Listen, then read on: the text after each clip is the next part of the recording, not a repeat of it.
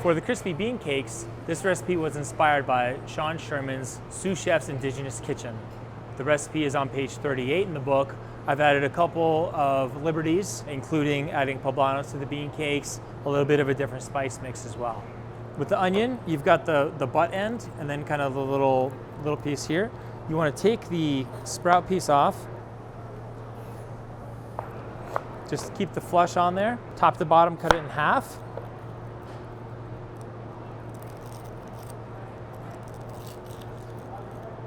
Once you peel it back, the onion is actually still connected right here. Using the connected piece from the back of the onion, you're going to just cut into the onion, make it about the same length or the same width across. Sometimes if the onion's really big, you want to cut into right here, about 3/4 the way in, and then just slice.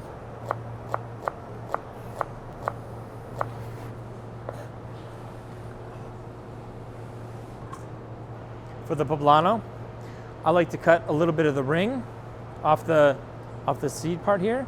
What I'll do is I'll take this, I hold on to this, top to bottom. That was a little lucky, but you want to pull the seeds out. But the biggest piece is the seeds, also the membrane. The membrane is going to provide the most heat. You can cut it in half, flatten it out.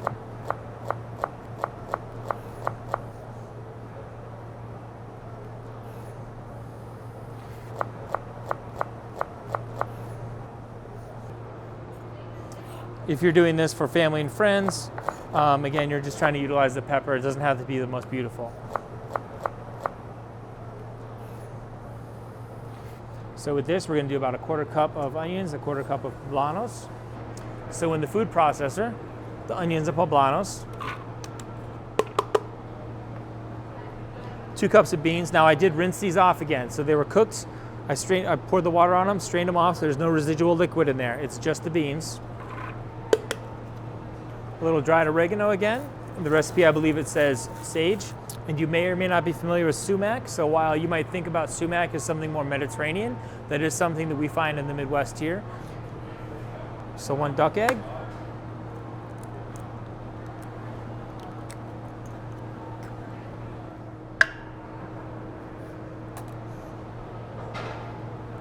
A little salt. I know that this is a little dry, but I am going to add just a little bit of corn flour. And what that's going to do is, again, just kind of create a binding agent. I like to pulse, which means you kind of go 1, 2, 3. And that way, instead of turning it on and letting it go and become too pasty, you're going to want to make sure you kind of do this so you add maybe just a little texture to it while it's binding.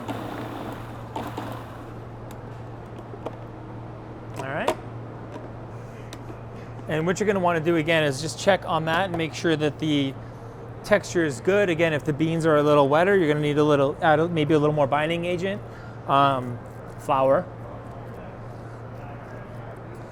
But this is looking pretty good. So again, these are Tepary beans, and they're from Mexico and Arizona. And there's been a tribal effort to revitalize and revive these beans. So I would recommend when you're buying these beans to also make sure you're getting them from a tribal level, a tribal entity to support their efforts, all right? So the most important thing with this is you're gonna wanna portion these out. I'm gonna take a little bit of corn flour and put it down. I'm using a scoop.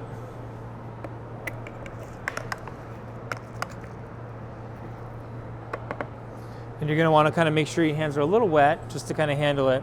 Now this is, if you look at this, it's holding its shape really well. A little bit of water and that'll keep it from sticking to your hands so much. And then you're going to want to put this down and press it, okay? If you don't have a scoop, you can use a big spoon and do portions on a table, things like that. A little bit of flour over the top, or cornmeal, I'm sorry. All right.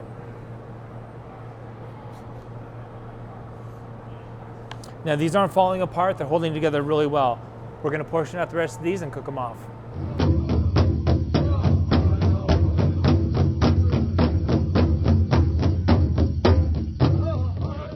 So I've got the pan, I've got a good medium-high heat. A little bit of oil, smoking.